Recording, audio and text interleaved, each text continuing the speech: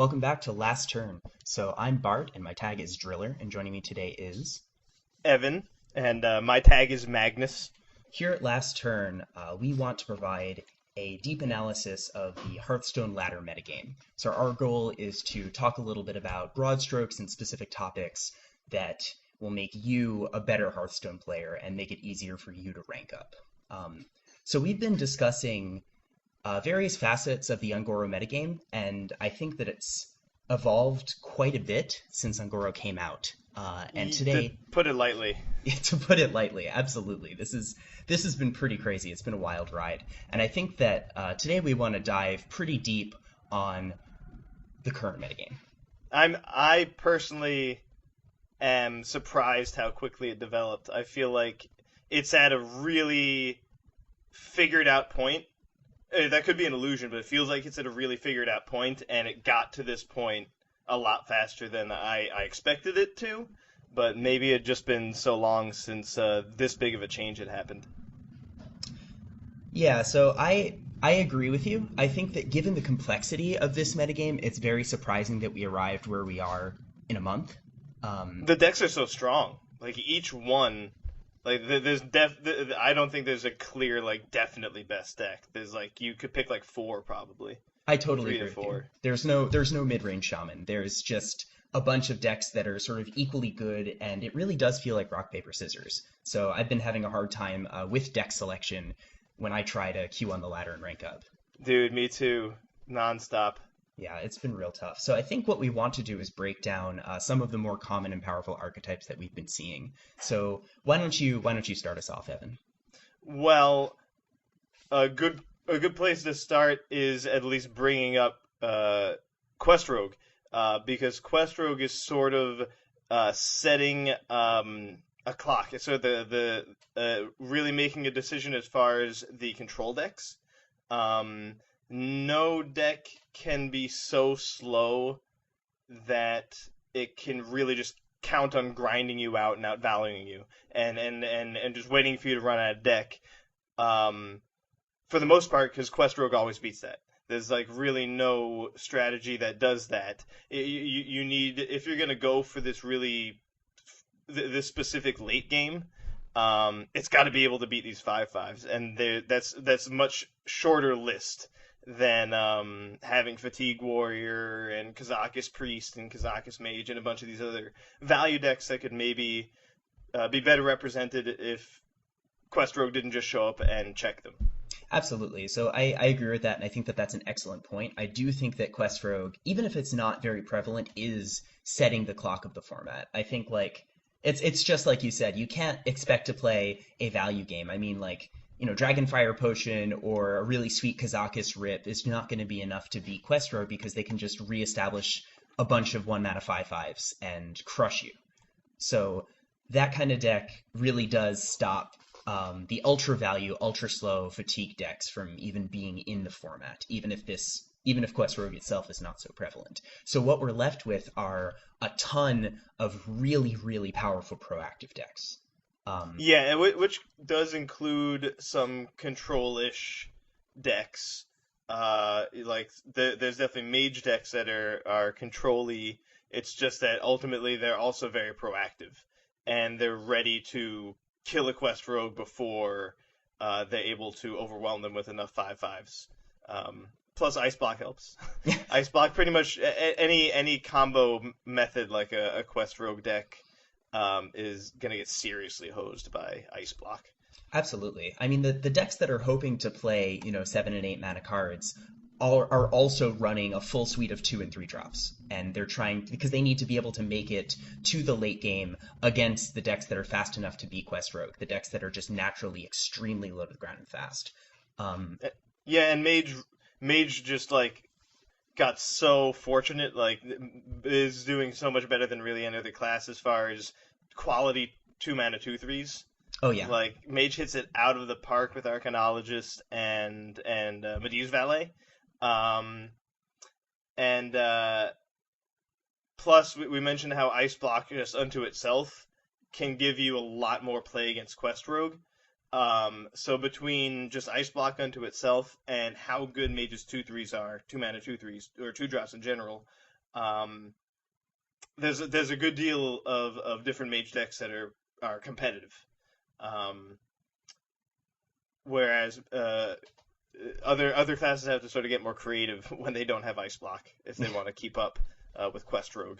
Absolutely. So let's go a little deeper into the kinds of mage decks that are there. So I think that there are two common archetypes. There's more than that, but the common archetypes are the burn mage, which is sort of a controlling mage deck that might be running Alexstrasza or Medivh or both in Pyroblast, and it's kind of playing a more traditional mage game where I it's think using. we even Yeah, I was just gonna say I think we even saw that up to a month ago. Like that one's definitely not the newer mage deck.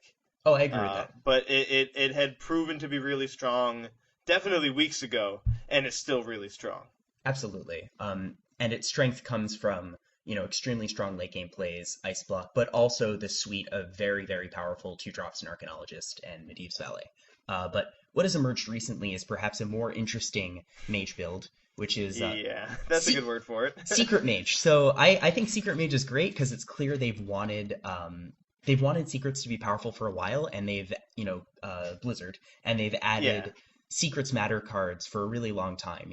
We've seen a lot of them. Medivh Valet, of course, being one that's really prevalent now, and and there's also good old mad scientist.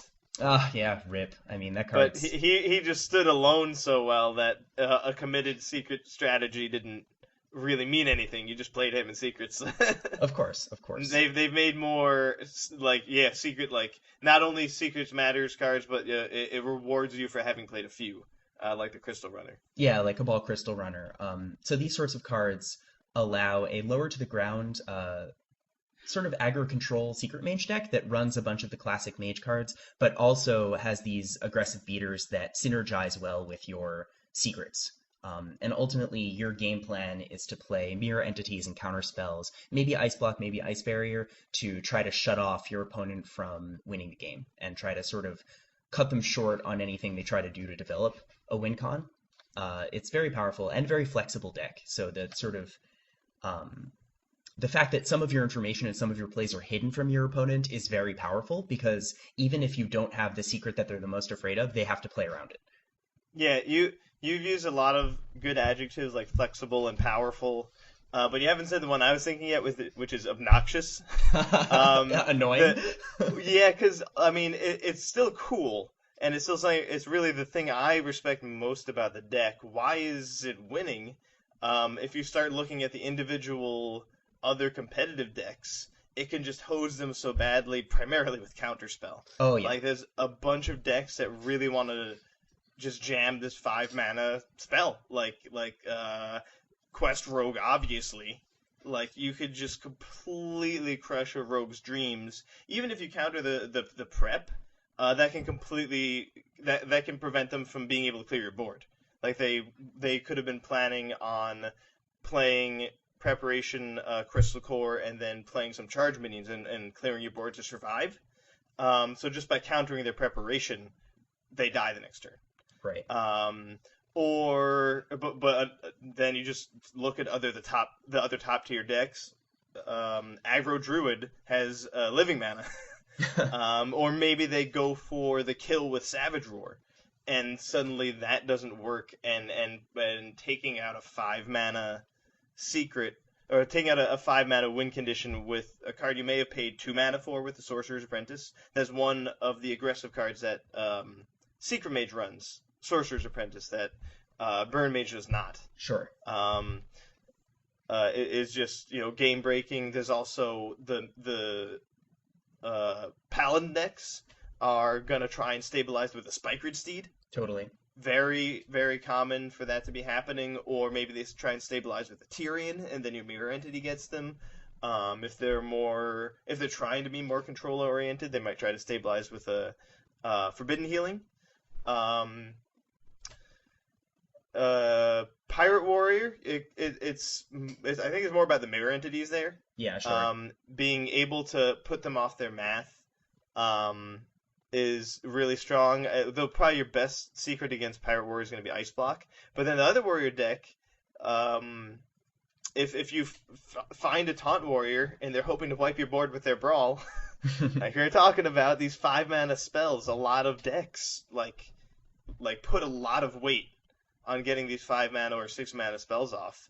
Absolutely. And that has made this secret based strategy a lot more realistic, I think.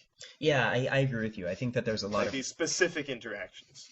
well, yeah. I mean, of course, the secret package that Mage plays depends heavily on the metagame. It just will. I mean, that's part of what I meant when I said it's flexible. Is that no, I've been seeing a bunch of secret mages who tech in Spellbender because that annihilates that Paladin. Spikered Steed. Yeah, right. That's the game. That's the game right there. You spend your sixth turn doing nothing but giving them like a 3/9 that dies into a 2/6. That's And actually, it's almost like it has charge because they'll get to attack with it immediately, where you wouldn't have been able to necessarily. yeah. It's Like if you just summon a minion, it's the end of the game. absolutely. There's very few ways that Paladin has around that that don't involve multiple cards. So I think that the secret mage deck is definitely perhaps the newest player on the block, and definitely a really interesting deck.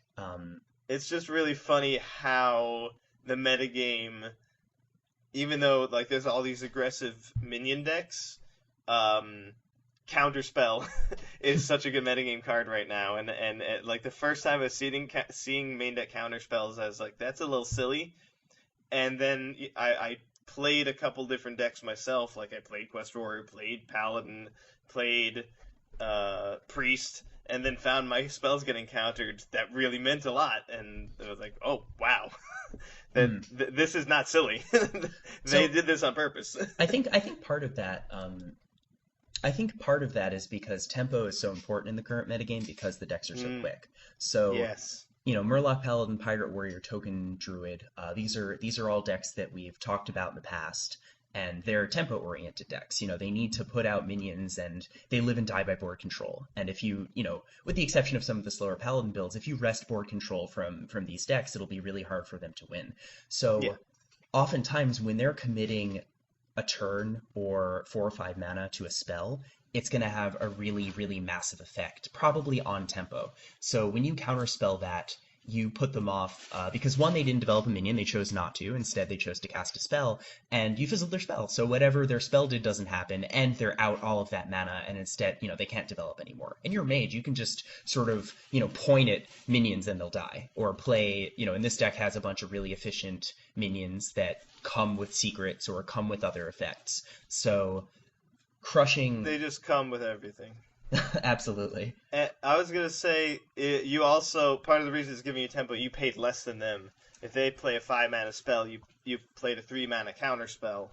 That's obviously +2 for you, but you may have paid 0 with a Kirin Mage, or even just 2 with like a Sorcerer's Apprentice, so you can get even more tempo with some of your other cards.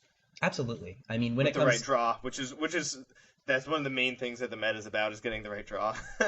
Yeah, I mean, it's true. So this has a way to do that. This can get the Sorcerer's Apprentice or the Kirin Mage early, that lets you get more tempo, which then snowballs. It's almost like a tempo snowball that a lot of decks try to do, is get really early tempo and then build that into even more, like, exponentially. And then just be at a point where you can't lose. Yeah, so Secret Mage is not alone with that. That's definitely, a heavily tempo-oriented deck. Tokens Druid is exactly doing that. So that deck is trying to just cheat and not play Hearthstone and, make a board that you cannot possibly beat, before it has 3 mana crystals. Which is... Pirate Warrior does the same thing, except rather than doing it so early, it does it with things that you can't interact with later, right? By having so much damage and weapons. Absolutely. So yeah, those 3 decks are for sure like completely committed to that build-up of tempo, steal tempo early, and then get even more out of it. But the thing about Counterspell, we're talking about how you can stop their big tempo card. The alternative to playing a big tempo card would be a way to swing it back. Like play a Dragonfire Potion. Or play a Spikeridge Steed. play something defensive that instead of trying to play the proactive deck, play the deck that can actually swing it back and punish the proactive deck. Right. Counterspell also beats that. Yeah, that's the So other thing. that's why the Secret Mage deck actually, I think if I know within this last week I looked at um, the Vicious Syndicate stats, and Secret Mage, it doesn't have like really high win rates against a ton of decks, but it's green against so many decks. Absolutely. Like It's it got good ultimately matchups. it really has a game against a lot of decks, and plus like how tricky can you be? Like you can definitely be tricky with regular Hearthstone cards that aren't secrets, but how much can you next level your opponent with secrets? Like there's also that, Oh yeah. and you mentioned that. I'm definitely not a master, but there's definitely some amount of experience with the deck and knowing how to outplay your opponent. That with experience you can really have an edge with the Secret Mage deck. Oh, totally. I mean, I've been running a lot of Tokens Druid this season, and one thing I found is that they set a secret, and then I go into my fifth mana play, and I have to choose between Living Mana and Bittertide Hydra, and if it's a Secret Mage, that's not an easy choice. Oh, it's like wow, how do I want to maybe lose? Yeah, right. I could get blown out or I could get blown out, and I have to think a lot about ultimately what can I come back from, what what do they know about what I've played so far? What do they think I have? What do they think I'd benefit the most from? Or sometimes it's not even that. Sometimes they don't have a choice. They just play whichever they have.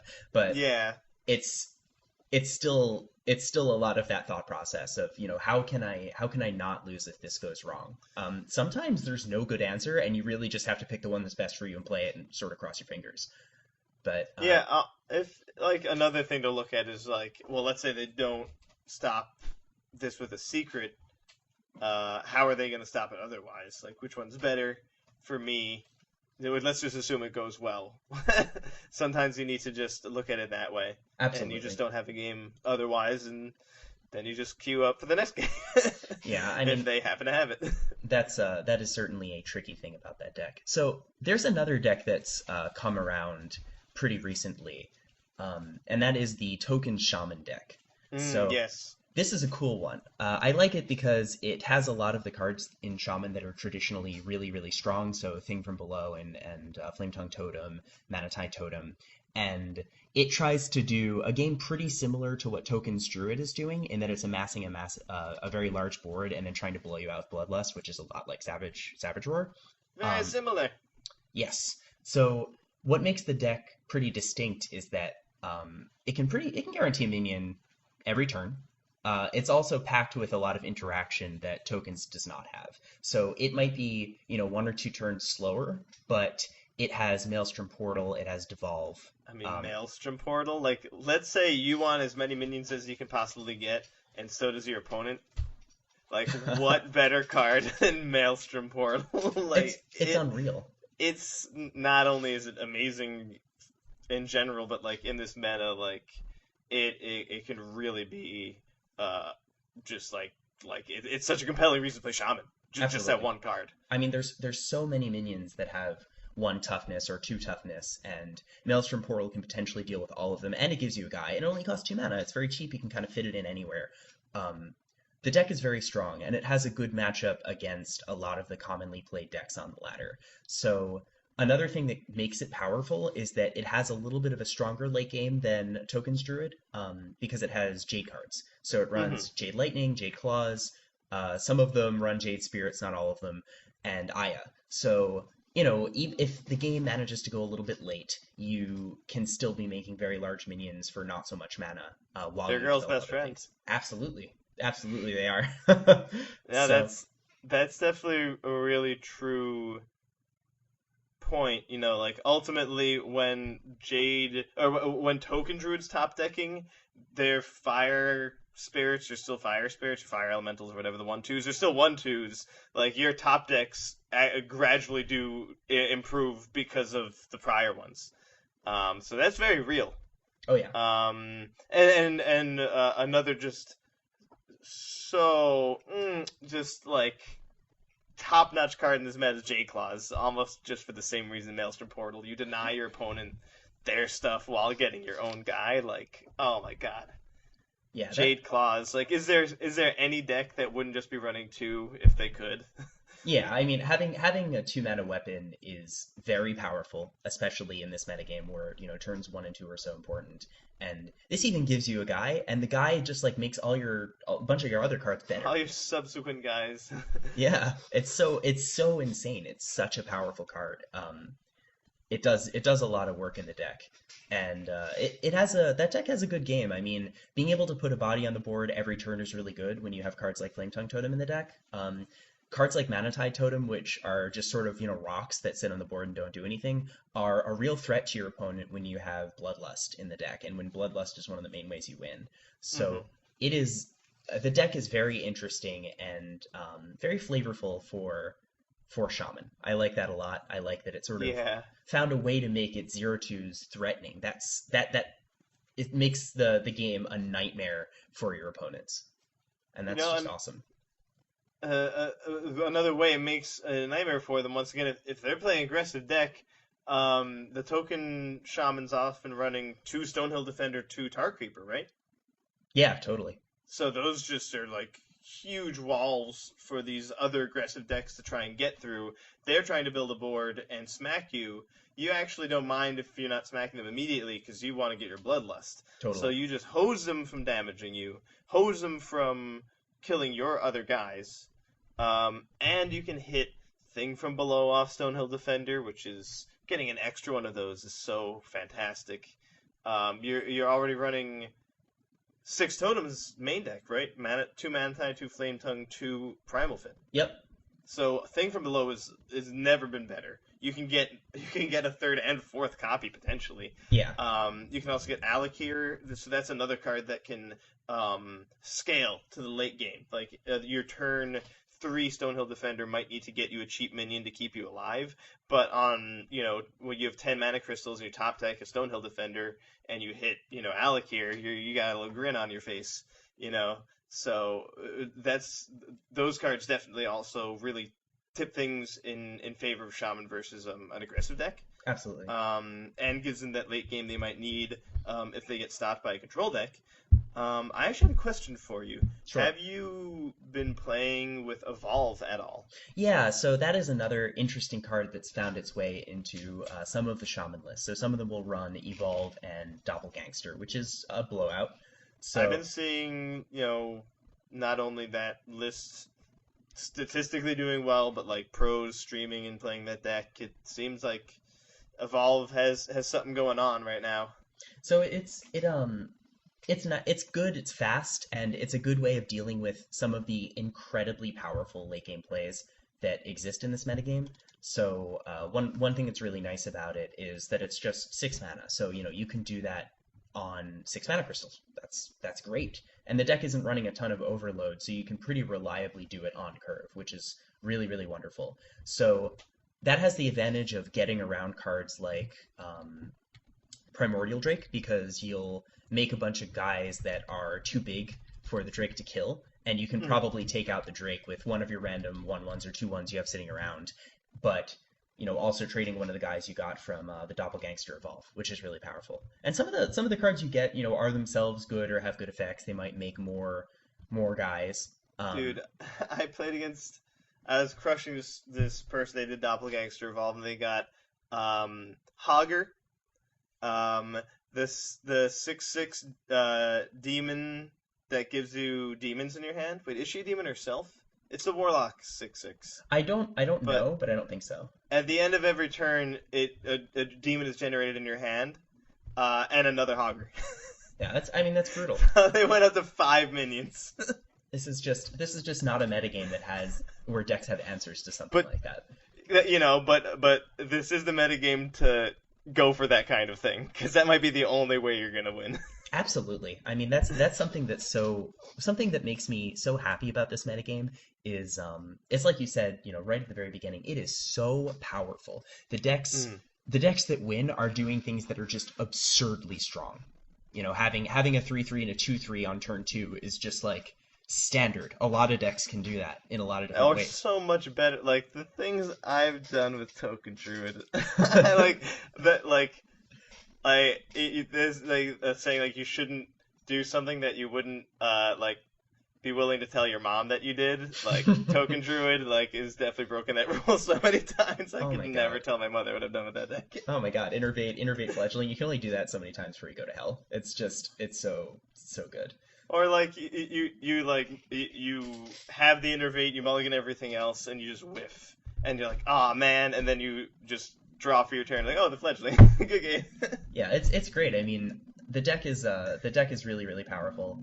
Every deck is really powerful right now. That's something that makes this metagame super awesome.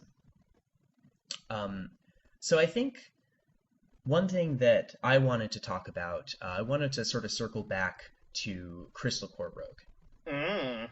Mm, sure. So again, this is a deck that we've seen become less and less prevalent, and that's partly because every deck is doing really broken things, and a lot of them are doing it way faster than Crystal Rogue, which is not equipped to deal with it. So, of course, the list has changed to accommodate this. People are running Doomsayers and Tar Creepers. Everyone's running Tar Creepers nowadays, though. Um, Yeah, like everything. That's how you know that's how you deal. that's how you get creative with your deck, is you add two tar creepers to it if you haven't already. It's true. That's the tech card. Or if you're playing warrior or warlock, you can even consider number 3 and 4, the chubby guys. Oh yeah. So Crystal Rogue is interesting, and a lot of people have had some interesting things to say about it. Mostly not so good. So I know Yeah. that Brian Kibler recently released a video where he discusses Crystal Core Rogue for about 20-ish minutes, maybe I'm plus or minus 10 minutes, I don't remember. Anyway, he talks about it for a while, I and believe you. um, he mentions that the deck is problematic because there is no real way to interact with it as it's enacting its game plan. So we have discussed in the past Dirty Rat, which is a great tech card against Crystal Rogue, but ultimately, as the deck has become sort of more It, optimized, it's not enough. I was gonna say also, great's not the right adjective. Only is a lot more accurate, I think. Yeah, And it's not that good. no, it doesn't do what you need it to do. And I mean, even if you can pull something out of their hand, but they might be able to bounce it back, so you have to be able to answer it right away. And against that deck, having a 2/6 taunt is just really not meaningful. And it's the only thing that does that. Yeah, it's It's the not that it's great. It's just all you got. it's the only card in Hearthstone that Just can gotta take it. really Well, interact with the deck. I guess there's counterspell, but even that is actually not a guarantee. Once again, really, it's better to the best answer that people have found is killing them first. Yeah, I mean, Counterspell is good, but Crystal Core is so important that you are happy to wait to try to play around it. And the deck has a bunch of spells in it that don't cost all that Yeah, much. it can So definitely get around it. yeah, it can play around Counterspell, no problem.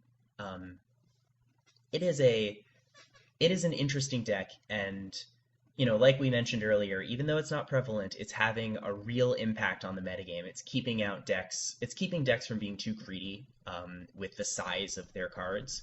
Hmm. But I think ultimately it does have a problem that we've seen before, and this is the problem with the charge mechanic. So Hmm. the deck has found a way to break Stone Tusk Boar. Stone Tusk Boar is one of the most innocuous charge minions in the game. We've mentioned this before. It is a 1 mana 1/1 charge. That is just like, okay, that's really mediocre. It's not so Yeah, like mediocre when it's a 1 mana 5/5 charge. it's you're supposed to look at it and be like, I wish I could maybe find a way to make this card matter. Not like, oh god, he's got Stone Dust Boar again. Yeah, or like, oh, he better not top deck Stone Tusk Boar. It's I just know that's so much more. That thought is so much more common now, and that's not should not be happening. yeah, it's ultimately this creates this sort of exacerbates that problem where you can't interact with the quest rogue, because not only can you not interact with them as they're trying to go off with their quest, there's just absolutely no way to play the game with them. They're playing solitaire. Once they complete the quest, they can kill you in a really uninteractive way by just bouncing the same Stone Tusk Boar over and over again and smashing your face a few times. Hmm. I've been at 25 plenty of times facing down 2/5/5s and lost because they just happen to have some charger and a couple bounce things in their hand. I It's had really a tough. I had a taunt warrior opponent who was at 30 and 16 armor, and they went to 0. It's You strong. just need the prep and uh the the thing that returns everything to your hand. Not evacuate. Vanish? All I can think of is magic cards. Yes, vanish. I was Upheaval. like upheaval. I was just thinking of all the magic cards that do that. Inundate. No. Vanish. I mean, that if there's only one good thing to come from Quest Rogue, though, I do think it's at least cool, and there's more than one. I would just take the fact that people playing Vanish because I love that card. But getting really, I mean, South Sea deckhand and getting patches is, exponentially more obnoxious than Stone Tusk Boar. And if you then have Vanish, that's just 20 damage. You know, immediately it's like, why play Pyroblast? The deck has a lot of ways to generate. The deck has a lot of ways to generate a ton of damage that you can't do anything about, and it doesn't even matter if you have a board out because of things like Vanish, which is cool. I agree with you. I think it's awesome that Vanish has a place. I love when cards see play that don't normally see play, and I think that is a success of Blizzard. At least somewhat, it is a success of Blizzard. But I do think that it can be a little problematic, especially since Blizzard has gone out of their way to remove similar combos from the game in the past. So Force of Nature, Savage Roar is definitely one. Warsong Commander and Grim Patron is another. hmm So these are combos that themselves were oppressive and had an effect on the metagame and drastically changed the way games played out against decks that had these combos. Um, Right. and that's because there was just nothing you could do about it once they started going off. If you left the game in a state where they could win, they could just take it away from you. And there were so many possible states where they could win. And that's because these were flexible combos that could generate a ton of damage, and you know, it's really similar to what Quest Rogue is doing. And the challenging, frustrating, bad thing is that you're saying there's so many states from which they could win.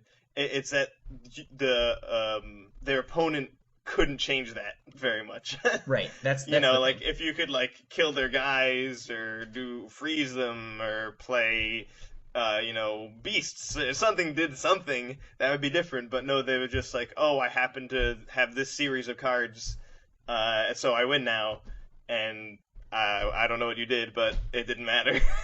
Yeah, That's not fun. it creates feel bads. I mean, especially in Hearthstone, where some of the only ways to interact with your opponent are by playing minions. There's secrets too, and there is a secret deck that's active, but it's fundamentally limited. There's no counter spells. There's nothing like, well, I mean, there is a card called Counterspell, but there's no 2 mana counter target spell. There's none of that. There's no mana leaks, so it's uh, it is tricky. So that is kind of a problem. The deck is just very uninteractive and not so fun to lose against. And it's perhaps forcing out some of the more interesting and slow strategies from the metagame. I don't think hmm that Blizzard will go out of their way to change it because, unlike some of the examples that I've given in the past, Force of Nature, Savage, or Warsong Patron, Crystal Rogue is itself not a top tier deck. So Patron Warrior was. It sat in a Yeah. shell that was one of the most powerful shells, in the format, and it was just the most powerful thing you could be doing in one of the most powerful shells. So that was oppressive. Force of Good Nature, choice. Savage Roar, is the same thing. I was about to say it's the exact same thing. One of the best assemblies of Hearthstone cards ever, and it's just way to deal 14 damage out of nowhere. Absolutely, and I think that the fact that these uninteractive combos were so prevalent in tournaments is also a real factor. But Crystal Rogue is too. Crystal Rogue is seeing play in some of the Hearthstone competitive level Hearthstone matches that I've been watching. But They're inherently difficult to play against for those reasons, because there's these. Well, if they have this, this, and this, then they win here. But if they don't, but then if this, and this, like that's a tough thing to fight. Um, and you ultimately every turn, or not every turn, but putting your opponent in that spot where there's so many things they have to consider about how you could just win if you have the helps you out. yeah, To put it lightly. Not even considering the fact that, oh, you could actually just have the two cards and win. Right. That's nice, but the fact that you could have them giving you wins on top of that is pretty insane. Yeah, it's very powerful. So I think that is an interesting deck, and it's in an interesting position, and I don't think that Blizzard will do anything about it, but I do think it will continue to affect the game for quite a while. I think, yeah, it's really putting like a cap on how these control decks can hope to assemble a win. Mhm. Like how much of their deck they can commit to defense as opposed to being proactive. This Quest Rogue deck is just forcing every control deck to be like well into the proactive range of the control spectrum. Like if you look at the really sit back and chill control decks like Fatiguey Warrior versus something you might call a control deck nowadays, way more proactive, way less likely to run out of deck, way less likely to have a long game. Oh yeah. I remember, like maybe half a year ago and before that there would be like 30, 40-minute Hearthstone games. That has not happened in quite a while.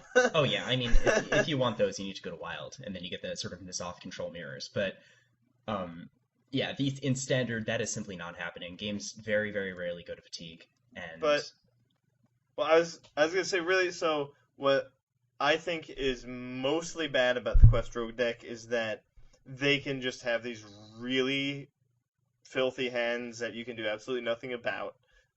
Even if you tried to tech against them, it can mean nothing. If they got duplicates of a few minions, like if they get duplicates of a cheap minion and multiple shadow steps, something like that. Um, but because of that, if you want to compete with that, you have to sort of be able to do the same thing. And right. so then there's all these other decks that are also doing the same thing. And so now the meta is full of decks that are trying to just get the best hand and just like get there and hope you don't have anything that you can do and hope that you don't get to play Hearthstone this game. And that isn't fun. No, And I think that that's the main problem with the Quest Rogue deck is that if you want to compete against it, you either have to do that exact same greedy, annoying, uninteractive thing, or if you want to be a control deck that beats it, um, you you have to do something really weird like play Counterspell. yeah, And that absolutely. that can be kind of cool, but then you still wind up not getting to play like this was the other thing you sort of mentioned. It's like there's these decks that are like extinct or were never born or something like that. That maybe they're like spirits are floating around and you can hear like their echoes as you go to bed, but they Yeah, don't actually get to be played by anybody because of Crystal Core. right. And so that's kind of a bummer too. But a lot about how the deck plays and how you have to play against it is definitely fun. I think it's really And cool. it's definitely challenged. It's definitely challenged people. So I think that's really great about it. I like that too. I like that the gameplay sort of with and against Crystal Rogue is so different from what we've seen in all of the other decks, which are, straightforward aggro or sort of mid range. I think that's awesome. I love it when they manage to, when Blizzard manages to allow decks like that to come about. But it is worth recognizing the potentially toxic effect that the deck has on the game, which we've done sort of ad nauseum at this point. Like Awaken the Masters, the priest quest that might see play if It it weren't for seems Crystal Rogue. so good, yeah. And like that Awaken the Masters deck would win sometimes against Crystal Rogue. Whoa, Crystal Rogue. Um, but ultimately you want to be able, if you don't draw, seven straight Death Rattle minions, you want to be able to play the long game, and you're guaranteed to lose that one. Oh yeah, So just that's almost what ultimately happened to the Warrior Quest, which is much less frequent right now, as far as I'm aware. yeah, definitely on the latter. So I think it sees a little bit more play in tournaments where you can sort of ban Rogue and guarantee you never see it. But on the latter, True. Taunt Warrior is definitely seeing some play. There are a lot of decks that can beat it because they're just so fast. Even though this deck is chock full of extremely efficient taunt minions, a lot of them cost 5 mana, and that is just you can't have one of your first defensive cards come down on turn 5. It has Stonehill Defender and Tar Creeper, just like every other deck, but Hmm. it it can ultimately still get run over by the really broken decks that exist doing really broken things. And it can even lose the late game to decks like Midrange Paladin that can just assemble an insane board of 3/3s with Tarim. Yeah, the longevity of the Murloc Paladin deck was probably the most surprising thing to me about that deck. That's the deck we didn't actually get to talk about yet. That's definitely really good. Yeah, let's talk about it I'm then. fairly sure it's tier 1 Murloc Paladin. Oh, yeah. Um, so it could sort of one the running theme. You can have this insane start. You can have this like filthy, unbeatable, like your eyes cross kind of beginning of your game with Violent Tidehunter, um, Rockpool something, Rockbull Hunter. Rockpool Hunter. Okay, they're both hunters. All right, Oh, just yeah. making sure I'm not having a mind lapse here. Um, and Murloc War Leader, um, and just have a ton of stuff out really early and really crush someone who has the slightest misstep or is not playing a fast deck. Um, but it also has this late game with Tyrion, Tarim. I mean, Tarim's just the man. Oh, yeah. I mean, he Uh, can he can assemble a winning board from nothing. He can sort of shamble together 1/1s, when you have nothing left in deck, and just crush your opponent with a board that just seems completely unbeatable. And at the same time, deal with whatever large threats they manage to get out. yeah, he just does everything. Like your opponent played Alex Strauss, I'm like, cool. Right. Yeah, Alexstrasza that is no match for 5/3/3s. Tarim is a really big appeal to the for Paladin, as is Spikered Steed. Um, and just the fact that you can start making Murlocs with your hero power. This is sort of what we're talking about. You're playing against a taunt warrior with your Murloc Paladin. Once you get that hero power, you can just kind of sit back. Like they have to deal with your hero power minions. If they don't, you're gonna play the Gentle Megasaur, or you're gonna play the Murloc War Leader, or you're gonna play both, and it's just gonna be curtains for them. They'll be sleeping with the fishes. Um, but you also have these really competitive starts against if you're playing against Token Druid, if you're playing against Mage, you can just get or Pirate Warrior, you can get this huge board out real fast. Plus, you have Consecration if they try to assemble their own stuff. Um, you can also recover health potentially. Some use Ivory Knight. Right, or Ragnaros. Ragnaros, Alexstrasza, some use Curator with Primordial Drake or Alexstrasza. Right. I mean, Primordial Drake is an extremely powerful card, and this is a great shell for it. So, like we said, a lot of these decks are early, and early decks have small minions, and small minions are small. They're not very large, they're pretty easy to kill. So, Primordial Drake does a really great job of shutting off the game for decks that take a little bit too long to start up, decks that don't get the draw they want. That is a really huge draw of Midrange Paladin, is that it can shut the door on, shut the door on slow draws for your opponent. And I mean, it Mm-hmm. has a wonderful curve of Steed into Curator into Drake, and that's great. I mean, at every stage of the game, it can slow your opponent down with cards that are really really hard to deal with. And I mean, Spike Ridge Steed is just unbelievable. That card is so powerful. Yeah, it's almost the most uh, or the competitive deck that's the least likely to just get a nut opener, but it's the competitive deck that's got the most game later on. Like it can really work against a lot of stuff. Like a Spikered Steed can be game over against Aggro Druid. It pretty much always is. Or Ragnaros can be game over against Mage. So really, it can really fight for the game against any deck if it can get past the beginning. Right. Plus, it can have that insane start. Yeah, I mean the insane start is what makes a lot of these decks work. So it's cool.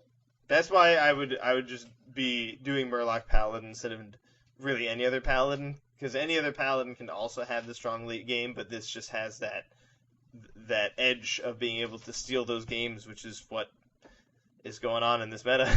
Yeah, I mean that's getting free wins is really important here. That is that is a defining feature of this metagame as compared to say previous metagames, which is really it's interesting. I mean, there was Pirate Warrior in the past one, and there was the aggressive Shaman deck, and both of those are trying to steal games. But there were also really powerful fair decks that wouldn't steal games like Arena Lock, which I guess it had a combo win condition. But I mean, your combo win condition requires 4 cards. Yeah, I mean, the main reason I chuckled is because you mentioned Warlock. Oh yeah, I mean Warlock doesn't exist anymore. It is Gul'dan is now just a paladin skin. we've talked we've talked so much about the meta and what's actually in it. Yeah, what's not in it? It might be worth like taking a moment to mention Warlock. I mean, like, because there's a few classes that have that are being represented by multiple really good decks. We already pointed out 2 for Mage, um, and you can mention Taunt Warrior, Pirate Warrior. You can say Murloc Paladin, Control Paladin. Um, there's also, I guess, Jade Druid. Right. It could maybe be good. It's like tier 2 or 3. So these classes have a lot of representation, and then Warlock just like has nothing. Priest is also hurting pretty bad. Yeah, Priest has some decks that are seeing play and doing pretty decently, but Warlock is just absent. I mean, Yeah, Warlock's really the underdog. let's put a number on it. So I mean, we've all seen VS's 1% or whatever number they've given it, just some really low number. I have here in my deck tracker over 600 games, so something like 620, and 1% of my games were against Warlocks. Let me see if I can find my stats on that too. Stats constructed. It is just absent. Nobody's playing it. I think it's because there's no strong strategies. I mean, Discard Zoo is a deck that has all of its cards, but it doesn't steal games like all the other Zoo decks. Yeah, it It's doesn't have that initial power. Yeah, it's ultimately trying to get value through the mid game so that it can just pump out a curve, and that's what the discard synergy is doing. But the other decks are pumping out early game power to create a board that you cannot beat.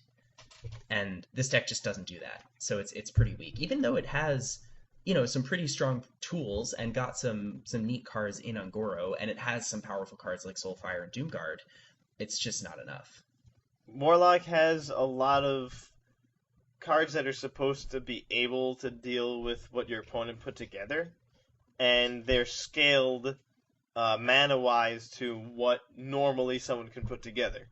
Um, when they printed Twisting Nether, they didn't think that there would be a 5/8 untargetable Wind Fury on the second turn of the game. Right. So the people are putting out these boards that are like beat this or you lose, like on the scale of 3 or 4 turns sooner than Warlock would be ready to deal with it. Or they're just so big, like, Warlock might be able to play the Hellfire, but there's like, it's like a bunch of 5/5s. Yeah, I mean, or 2/5s or something like that. Or your opponent's like, cool, living mana, go. right. There's ways for a lot of the aggressive decks, ways for basically every deck to recover from board wipes, whereas that was sort of less true in the past. And Or be resilient to them.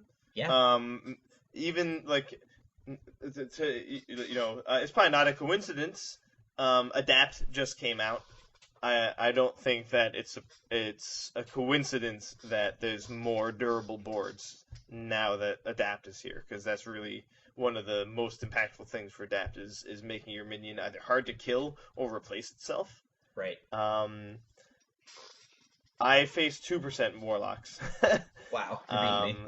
So yeah, lucky me. Um, and they have the 4/4, but like Ravenous Petrodax, is that what it's called? Pterodax. I see, Pterodax. It's like pterodactyl, but the actyl is replaced with axe. Because they're so clever over there at Ice Storm or whatever. Um, but yeah, the Warlock just has a lot of the reactive cards, and one of the motifs of our conversation is how much you want to be playing a proactive strategy. Absolutely.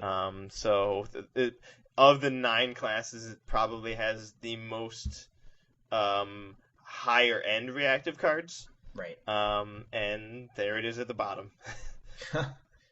Yep, it is unfortunate.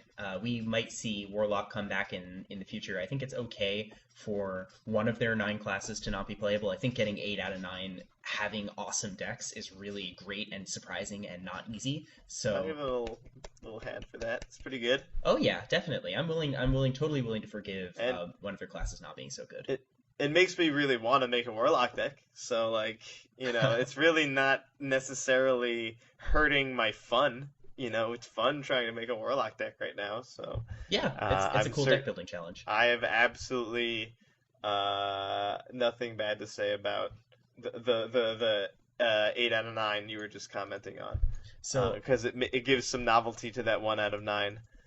another class that is a little bit less represented but still strong is Hunter. Yeah. So Hunter is actually in a similar spot as Warlock in that it doesn't have high end reactive cards, but it has a proactive strategy, and that's like, one of its best decks right now. But its proactive strategy just isn't as broken as some of the other ones like Druid. Ultimately, it can make disgusting scavenging hyena turns with like alley Hmm. cats and stuff like that, and that is enough to make the deck playable. Whereas Warlock does not have anything like that. Um, but it's still not quite as strong as tokens or token druid or token shaman or the aggressive Murloc paladin, or any of the mage builds. It's just it's not quite as broken as those decks, I, but it I is think strong. this I think this actually brings me back to a point I thought might not be that meaningful, but I actually think it's really relevant here with Hunter. Um, Tempo. It's not just that these decks build tempo; it's that they exponentiate on them. They take really strong control of the board, and then once you have control, now you're in charge, and then you get even more ridiculous. And then you play your evolve or your power of the wild, or your gentle megasaur, or your South Sea captain. Right, Um, Mark of the Lotus. so the hunter deck and hunter cards can be really good at getting tempo, um, but none of them like exponentiate on it like these other decks do. Yeah, so Like that's they something. can take it really good. It's really fair is another adjective I would associate with the hunter cards, and then these druid cards or pirate warrior are much more like overwhelming, um, and because they're so overwhelming, uh, hunter then looks at the fair cards in their hand and like, damn, like Yeah. as much as I could have beaten a fair deck, I can't win this. As good as my cards are, and as well as I would have done against anything that was remotely normal, I lose every time to this. Yeah, it ultimately is too fair. So there are a lot of unfair decks in the format, and Hunter just doesn't have the that unfair edge. So I mean, I had tried to brew a Hunter deck a couple weeks ago because it's Mhm. a good shell for Hungry Crab and Galactic Crawler, which are great cards. Yeah, And and yeah, huge temptation there. absolutely. So I mean, there's all kinds of beast synergies, but ultimately nothing is Mark of the Lotus, nothing is Power of the Wild. It just doesn't. If nothing is Mark of the Charge, it just doesn't Murloc have. War Leader. Yeah, nothing. It doesn't have anything like that. It doesn't have any of these, broken, pump your team type effects, and that is something that really hurts the class. Compare Savage Roar to Murloc War Leader for a second. Yep. Like, if Savage Roar also gave you 3/3, and also gave 1 health, and it was also permanent, but it didn't give it to your hero. But if, like, Murloc War Leader's nuts. Oh You yeah. know, it's no surprise that a bunch of these decks that win by being greedy have Murlocs and Murloc War Leaders in them. Um, Yeah, Hunter just doesn't have anything like that for its beasts, yeah. which is unfortunate. And then the other thing is the closest it could come, Hunter's like, what's like the greediest Hunter card? Scavenging Hyena. And suddenly Scavenging Hyena is good. Like, Yep.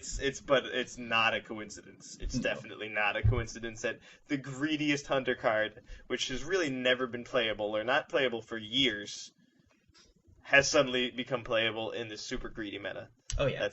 That's just the times. Get greedy or get lost, I guess. Absolutely. That is the Ungoro slogan. Um, uh, Explore Ungoro, isn't that warrior card? I don't think I've seen anyone play that yet. I can't imagine why. That's not a competitive card. You'd play that in Arena if you have a horrible deck. Like if you're on like a late pick in your Warrior Arena deck and your deck is just it's not looking so good, it's looking like a train wreck. That's like it gives you another out. Maybe you can win the game if you can just remake your Arena deck. It'd be cool if you could play it in Priest and had like Lyra in your hand already, Mm, and then you just accumulate a few of those and then just go off. be But that pretty sounds insane. really bad. It'd be pretty In silly. addition to the fact that you just can't do it, it's also it wouldn't be good. Yeah, I think that is a dead dream. So one thing that we've touched on sort of throughout this rather flowing conversation is deck diversity. So there's a lot of classes that are playable right now, but one thing that is very uncommon in card games in general, I think, but in Hearthstone historically, is that each individual class has multiple playable decks. Hmm. So, Except for Warlock. well, except Warlock, which has zero. So you either have zero or more than one. Well, I mean, Hunter kind of has one also. But, um, so for example, we have Paladin that has the low to the ground Murloc deck that is, trying to just swarm you with Murlocs by turn 3 or 4. There is a mid-range deck that eschews some of the cheaper Murlocs for some very strong late game plays. And then there's a devoted control deck that's running Pyromancer Quality and Doomsayers and, all that jazz. Even So if you could argue the first two weren't that different from each other, that third one is definitely way different from the first two. absolutely. So one thing that's I think that you bring up an interesting point cashed in there. Paladin is Paladin is a deck that runs a spectrum from aggressive to control. And I think that all three of these decks actually sit on the same spectrum. So I do think that the control deck is probably farther along on the spectrum than the two types of Murloc decks. But Hmm. I've seen I've seen slower mid-range Murloc decks that run Doomsayer, and I've seen, mid-range Murloc decks that run Blessing of Kings. Hmm. And of course I've seen, double Blessing of Kings, double Steed, 2/1 Murloc kind of Murloc decks, but I've also seen the zero Murloc, Ivory Knight, Forbidden Healing, Doomsayer deck.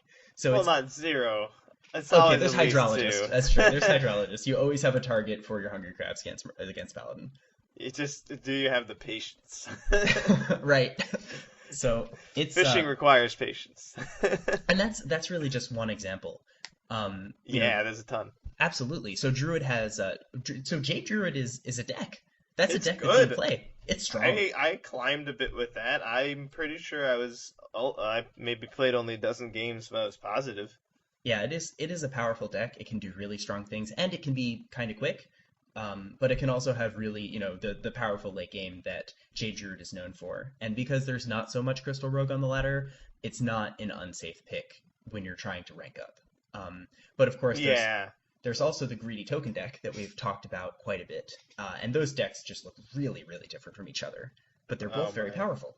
Let's see. I guess Innervate is in common. Is there anything else in common? Let's swipe. I mean, I've been running swipe in my tokens deck. Yeah, but actually a lot hadn't, so that's not even necessarily. Totally, absolutely. Uh, I think the only thing that's necessarily in common is Innervate. That is pretty. That's That's absurd. pretty crazy. Yeah, totally.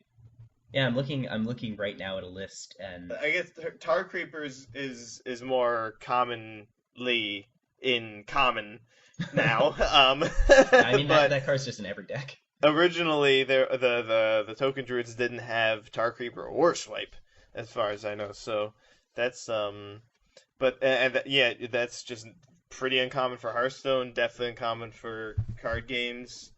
Those two completely different decks in the same class.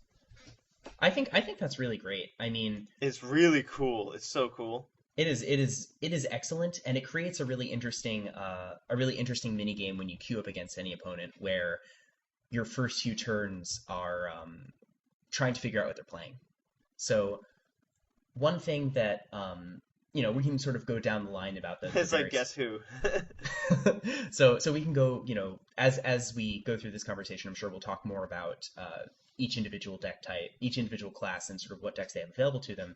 But I can start by talking about my experiences. So when I'm playing Token Druid, a lot of the time you have a lot of possible early games available to you, and that's the nature of the deck, is that it gives you options by giving you access to a lot of mana really early and a lot of really inexpensive spells. So you have to figure out and minions. So you have to figure out how to sequence your plays such that you create a board that they're going to have a hard time dealing with. Right. That is with that deck, which it needs to do it on turn 1 or 2 or 3. I mean, if 3 is pushing it, it needs to do it fast. So with that deck, oftentimes you're taking a guess. You see your opponent and you don't have time to figure out what they're playing. You just have to guess, like, well, I sure hope they're not playing. I sure hope my druid opponent isn't playing Jade because I'm gonna play this fledgling and I don't want them to draft it. Um, Right. or something comparable. Like I'm gonna give all of my guys 3 mana, 3 toughness, so that I can evade this volcanic potion that they might be running. And then if they play Kirin Tormage, they're not running it anymore. So that is certainly an interesting facet of this game, especially because there's a lot of greedy decks that are trying to do things really fast. You're Yeah, taking a lot of this guesses. yeah, the guesses sometimes have to be educated by what is happening that game. Like if your opponent has played some spells, then you can go on that, or you can also look at the statistics, Yeah. which might be the only information you have, and is often the right. It's a very helpful thing to be listening to. Hmm. Um, but that's ultimately figuring out the answer to that question is very important. Oh yeah. So that's something that we've touched on in the past, and something that I think is really important in Hearthstone in general, sort of independent of whatever metagame you're in. Um, but it may be especially true when the metagame's a little slower. You But you want to know but what your opponent is playing before you play any of your cards. and to some extent, it can partly be it's sort of looking at like hedging your bets. Like maybe you're playing um uh priest, some kind of priest deck, and you have dirty rat in your opening hand, and you're playing against a rogue. And you're like, well, if they're not playing quest rogue, I'm gonna crush them. And this, regardless of what the maybe the statistics are pretty close, like it's almost 50-50, between whether it be quest rogue or plant rogue. Um, but if you think you're just gonna win that game if it's not quest rogue, there's a pretty big appeal to keeping that dirty rat. You know, to increase your overall win rate. Have that card that's good against quest rogue because that's the only way you think you're really gonna lose. Yeah, absolutely. So that's another way to look at it is what are they playing? What are they probably playing? What can I probably beat? And if there's something I can definitely beat, how can I help my chances of beating a different thing? Yeah, so that's a really good point. I think that is a point in the game where these sort of guesses are maybe most pronounced is the mulligans. So they're like it's like you said, Dirty Rat's a great example. This card might be pretty mediocre against a plant rogue, but I mean, or sort of terrible against plant rogue if you pull out like Auctioneer. Or But Arcane Giant. yeah, right. I mean, these are awful for you. But against Crystal Rogue, it'll actually give you a game when you otherwise might not have had one. Maybe, Hmm. possibly. Um, there's a lot of other cases just like that, a lot of other mulligan decisions. I mean, I know, in some classes as tokens I'll mulligan fledgling, and I've been mulliganing it more against other druids lately because they just might have wrath. Even if I have the innervate, it might not be worth it. I might just have another play available to me, and I'd rather just another card to make that play better. Even if it's not the best possible play in all scenarios, it is maybe the safest. Hmm. And that's really interesting. So I have a great anecdote. I had remembered a game I was playing as either token shaman or token druid. And I had two hungry crabs in my hand, and my opponent was a paladin. So I just held on to the crabs because, like, what else are you gonna do, right? So Hmm. um, because I was holding on to two cards in my hand and not really jamming a lot of stuff, I wasn't making a lot of threats. So my opponent actually was able to play a slow game against me. And, they hero powered a bit, they played some Stonehill Defenders, and, they did a bunch of stuff. And then turn five rolls around, and I realized I need to make a board, I need to start trying to close this game out, or I'm going to lose. And Hmm. it doesn't look like this guy has Murloc, so he might be playing the control version. So I just, like, jammed out my Hungry Crabs and, like, pumped them and passed turn, and then the guy started slamming Murlocs. Oh my And God.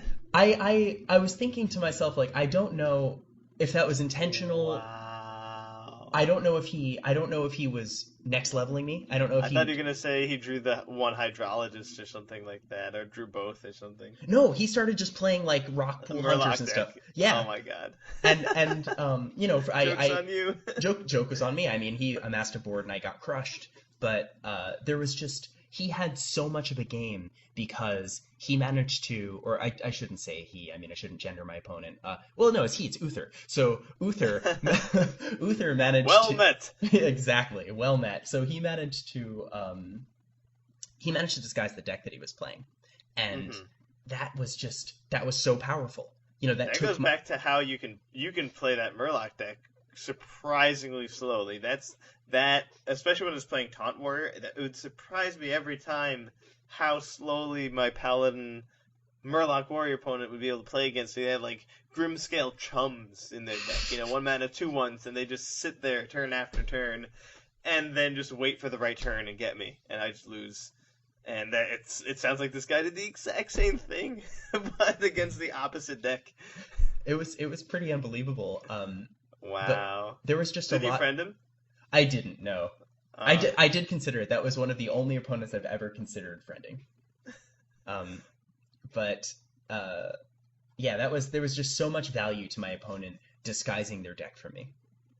Yeah, I see. I see the moral to your story. Yeah, I mean that That information is really valuable. that's another thing to think about. Um, Not just how do I figure out what my opponent is playing and what's the right thing to keep for if they're this or that. How likely is it that they're this or that?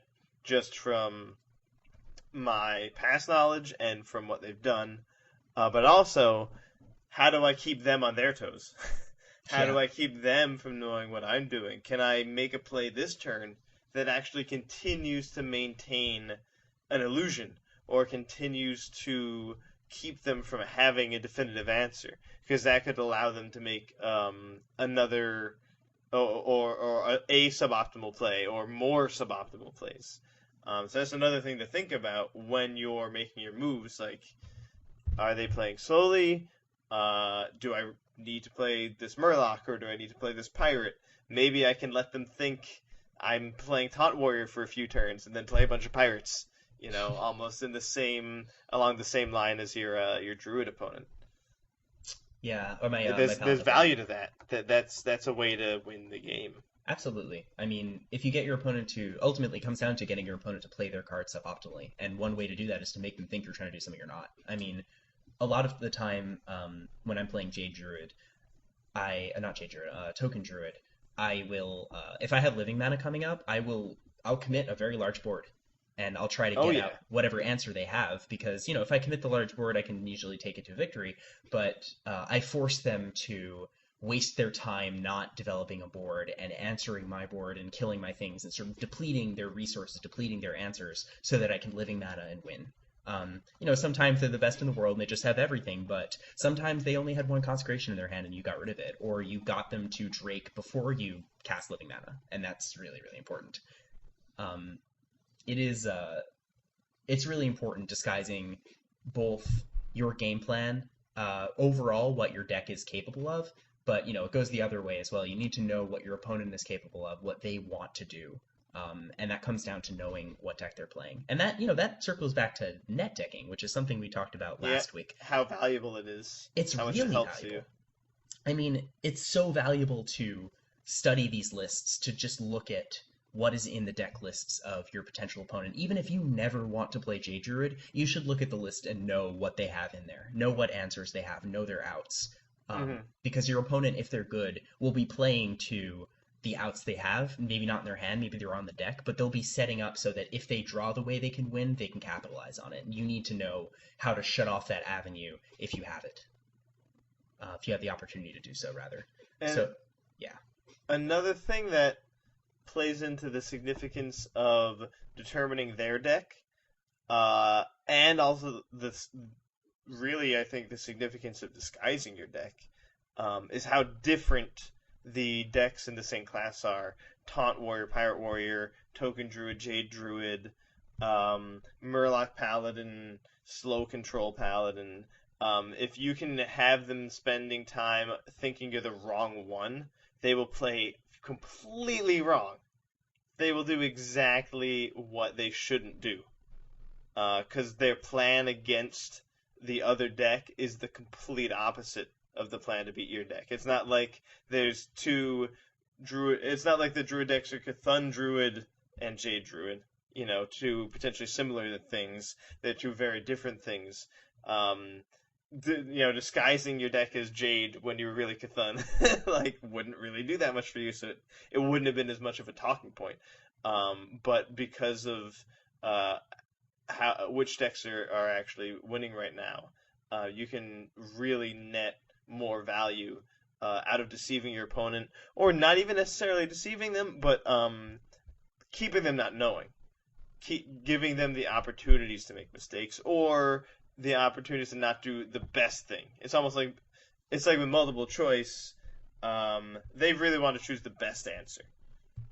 They might not, if they don't know what you're playing, they might not choose the complete wrong thing, but they could hedge their bets and choose something in between, and that can be what it takes for you to get yourself ahead of them. That's really good, and that actually is related to Secret Mage lives and dies by that. It lives and dies by your Yeah, opponent making inefficient plays, and keeping your deck secret from your opponent allows them to make it. It makes those decisions, those sort of hedge decisions, a little more enticing to them, and that could give you the small edge you need to win. And Hearthstone's a game of small edges. All card games are. Um, Actually, related to Secret Mage is a deck that could do this really well. So Burn and Secret have almost identical lists, but hmm uh, critically, one has two volcanic potions and the other doesn't. So one of the first things I look for against a mage opponent when I play a super aggressive deck is, did they play Cabal Courier? Was that secret an ice barrier? Like what is the yeah. The probability that they're tells, secret? the give the hints, things that give them away. Right. Yeah, there's certain specific cards that will give them away. You can also try to read more subtle behavior, like how fast they're playing, or things like that. Totally. It is it is tricky, but ultimately it's really deep. It's really deep, and it's a really interesting part of Hearthstone. Sometimes it can be frustrating because ultimately you're playing with a lot of stuff you don't know about, and you're playing with a lot of hidden information. But if you can just be a little bit better than most of your opponents at ascertaining this information and taking the small pieces of information when they're available to you and not sort of um, leaving them unchecked, then you'll have a higher win rate than your opponents, and that's how you climb. You climb with a small edge on all of your opponents, and you play a lot of games, and eventually your small edge takes you to wherever you want to be. And that so answering this question of what deck are they playing, that really comes down to knowing their deck, which is why it's so important to look at deck lists. Um, if and it also lets you not get distracted. So that's another thing. You don't want to be analyzing something you don't have to. Like, you don't want to be thinking really hard about, are they going to play Wrath on my guy if they played a Raven Familiar? You should know that if they're playing Raven Familiar, they're not playing Wrath. They're playing Token Druid. They're not playing Jade Druid. Um, Oh, you mean and so Enchanted Raven? Enchanted Raven, yeah. Right, right. What Raven Familiar? What's that? Is that a magic card? That Or might be a Hearthstone magic card? card. I don't know what that is, but it sounds like it Okay, could be in either. it's probably a bunch of things. Totally. Um, Enchanted Raven. So by knowing the decks and knowing what's in them, you can save yourself worrying about things that are actually not going to happen. You don't want to spend a bunch of time worrying about if that secret they played is a mirror entity or a counterspell and let that make you make the wrong play if they play the Cabal Courier. Yeah, Like absolutely. like like like you said, that card is not in the Secret Mage deck, and if it's not Secret Mage, it doesn't have Counterspell and Mirror in any main deck. So don't play around those cards. If they played a Cabal Courier, you're gonna lose games you could, or you're gonna put yourself behind where you could have put yourself ahead in situations like that. And that comes down to knowing what cards are in those decks. Absolutely. On the other hand, if you really want to get creative, throw Cabal Courier into your Secret Mage decks. Yeah, so that's the other way to take it. That's how to really make It's a bluff. give yourself an edge. Winning, um, even against the most skilled opponents. Absolutely. I mean, these are sometimes you need stuff like that. That there's always an advantage to playing a deck that nobody else is playing, and that's that your opponents will have no idea what you're capable of. And that's certainly all related to this. And I think in the future we can talk a little bit about brewing and sort of how you approach that problem. But Totally. yeah, for now, you know, it's really important to know what your opponent is playing. And in this metagame, that can be a little difficult, and there is a lot of variety, and it's really hard to prepare for everything you might face. I think that's great, and I really like the metagame where it's at right now. It's pretty awesome. There's definitely there's a few decks that are pushing it into almost like a corner, but it's a really cool corner. There's a lot going on in this corner. It's definitely not an easy corner. Oh yeah, There's no one oppressive deck that's monopolizing everything and outshining everything and making everyone else miserable. There's a few things that are all making each other miserable. That's a lot more interesting. yeah. I mean, one thing that's nice about this metagame, and one thing that sort of keeps it from being toxic, even though the decks are explosive and powerful and fast, is that many of them, really all of them, have critical decisions that are involved in their deck. They're not just trying to play Curvestone. They're not just trying to play the cards in their hand. I mean, Token Druid can do that, but some of the token decks and those sorts of extremely fast aggressive strategies can. But a lot of the other decks, like the Paladins and even the Warriors and the Mage certainly, is those decks are trying to optimize their plays and maximize value, but also get tempo. So they have a lot of important decisions that can, the results of which could matter maybe 5 or 6 turns later as opposed to on the immediate turn. And I think that's great. I think that when you have decks that have important decisions, and there's a lot of them and they're viable, I think that your metagame is in a fine place and that people will complain a lot less than when your decks are just sort of play minions, go face. Oh yeah, there's nothing that simple No, that's not at all. winning right now. Absolutely not. There's plenty of minion decks that not only are doing much more complicated things, they're all doing much different things. Or they're kind of all doing the same thing but in very different ways. Might be a more accurate way to put it. Yeah, I think so too. They're all trying to, board control is king here. Different minion types also. Some are more beasts, some are murloc, some are pirates. Like, that's fun. That's cool. I think so. I That's like great. that. Yeah, it's great. We're seeing a lot of different cards being played, and I think that that's a sign of something healthy. I've been really looking for how to get some of the the menagerie things besides just the curator Oh, Zubat. into some decks. Yeah, like you saw my best Magic cards Warlock deck. I hadn't really gotten that too much success, but I've been trying it with other classes. Yeah, so it's been tough to brew a good Warlock deck. But when you manage, make sure you name it Best Magic Cards. Oh yes, Um, only the best. Only the best. so I actually think that Best Magic Cards is a great place for us to wrap up. We've talked a lot about the Ungoro metagame. This is something that we're going to talk a lot about sort of in the future, and there is a lot to talk about, and I hope that it keeps changing the way it's been. And if it stays the same, we'll come back to you guys with more insight about what's happened, if anything has changed, what has changed, and maybe some new ways to approach the strategies that end up having the staying power. Or So maybe some new breakout decks. Maybe yeah, some more dinosaurs. That's if there's one thing missing. Maybe I could use more dinosaurs. We got some, but I could use more I in my metagame. I feel that. Yeah, they're mostly there to support fish, and that's less than glorious. They might find a way though. That's the exciting point. The exciting part. They might find a way to come back. And that could be really great. Um, so yeah, where can we find you, Evan? So I'm on Twitter, Magnus_57, or Twitch Magnus57, Facebook Magnus57, YouTube Magnus57. It's just a good prime number. So you can find. I don't have a very strong social media presence, but we have been working on getting Last Turn sort of more visible.